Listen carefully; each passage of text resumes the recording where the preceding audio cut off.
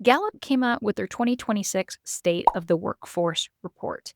Gallup does surveys annually about people's day to day experiences of emotions by asking if they experience certain feelings during a lot of the previous workday. So the report focuses on emotional experiences of employed adults. You have to have the foundation of executive functioning.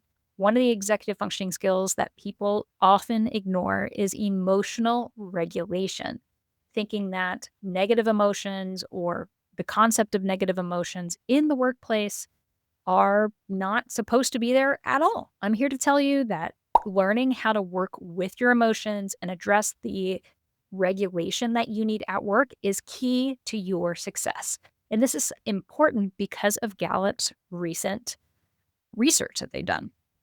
So, Gallup classified respondents into three categories of well being: thriving, struggling, or suffering, and determines the percentage of respondents in each one of those categories. When they do this, a lot of times people who are dysregulated fall into this category.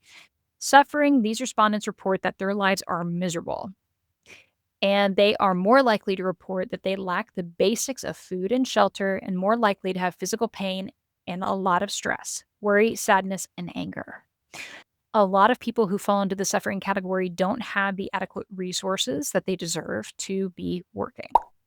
My focus is focusing on what you need to be true to improve your executive functioning skills at work.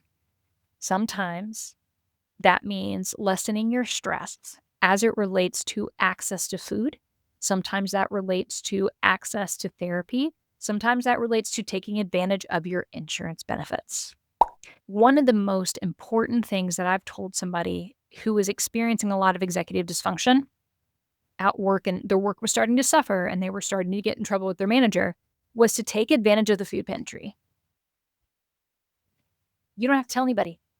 And so to help them move to the level that they know they can be at from their executive functioning standpoint, so they can plan for their future, so they can dive into the work that they feel called to be doing, and so they're able to be there and be present for their. That is the power of focusing on what you need to be true for your executive functioning.